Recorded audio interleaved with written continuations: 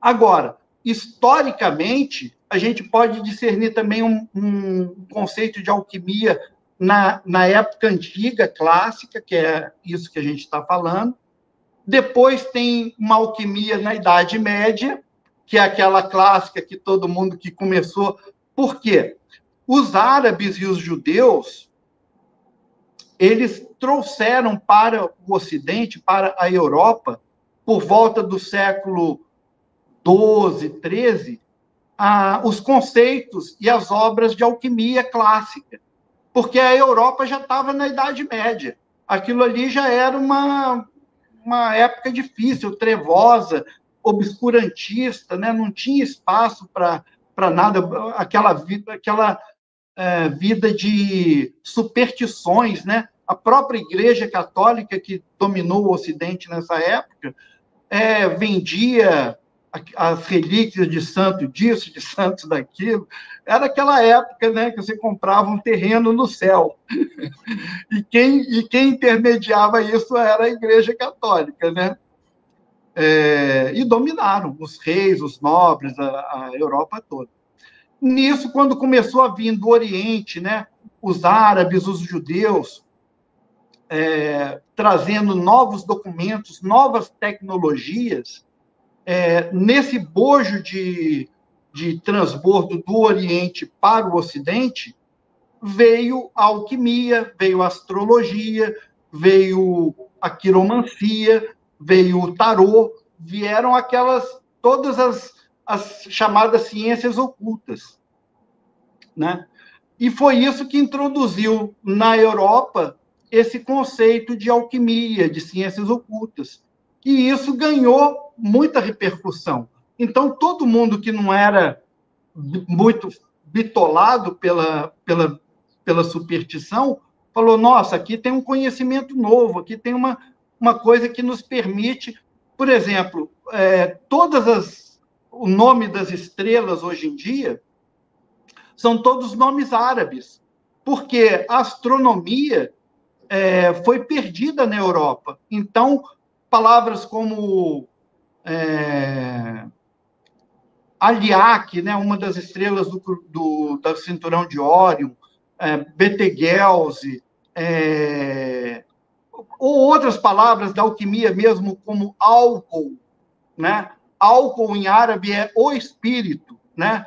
Alambique, para fazer destilação, palavra árabe. Açúcar, sim, palavra árabe. Então, os árabes trouxeram muito conhecimento e inocularam os idiomas europeus com as suas próprias expressões, né? As suas tecnologias de agricultura, que eram muito mais avançadas, de irrigação, do que a da Idade Média. Porque quando Roma caiu, acabou a tecnologia na Europa, né? Então, tudo isso vai nos mostrando que muitos sábios europeus, praticamente Isaac Newton, Leibniz, praticamente todos os grandes nomes dos cientistas da Renascença eram alquimistas. Todos eles não separavam ciência de alquimia. Durante toda a Renascença, a ciência oculta conviveu muito bem com a ciência acadêmica profana, né? Robert Bly, que criou a Academia de Ciências, a Real Academia de Ciências da Inglaterra, Leibniz, que criou a Academia de Ciências da Prússia, todos eles eram alquimistas e cientistas. Leibniz, que foi um cara tão espetacular, veja bem, do ponto de vista da ciência profana hoje, né, Leibniz foi o cara que, para você ter uma ideia, ele criou a primeira calculadora automática para fazer as contas. E um modelo depois aperfeiçoado que virou popular para facilitar os comerciantes fazer conta, medir terra, aquelas coisas práticas. Leibniz foi o criador das duas maiores ferramentas da matemática, que é o cálculo integral e o cálculo diferencial. Sem isso, praticamente, hoje em dia, não existiria engenharia. Perfeito. Leibniz, ele criou o sistema binário, estudando o I Ching chinês, aqueles trigramas de linha partida e linha contínua. Ele entendeu ali o sistema 0-1 binário, que é a base da informática dos computadores atuais.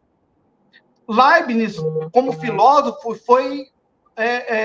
dissertou sobre o conceito de mônada, que os ocultistas tanto falam, mas o Leibniz falou da mônada como um princípio matemático universal de unidade, da onde fluem todas as diversidades. O universo, a unidade manifestada como diversidade. Isso era a mônada de Leibniz. Aquele conceito também famoso, que Deus é uma esfera onde há uma circunferência onde a periferia está em toda parte e o centro está em nenhum lugar.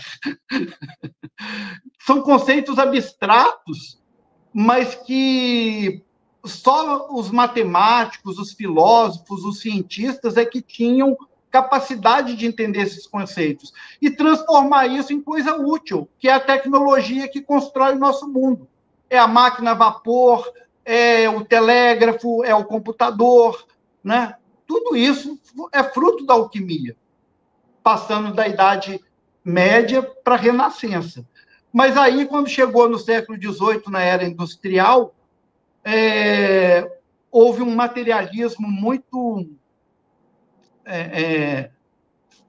bravio, avassalador no mundo, e aí nasceu a química. A química é a alquimia sem a parte mística, sem a parte filosófica. A química é aquilo, pão, pão, queijo, queijo. Vamos tratar do concreto, do material. Então, vamos ver aqui.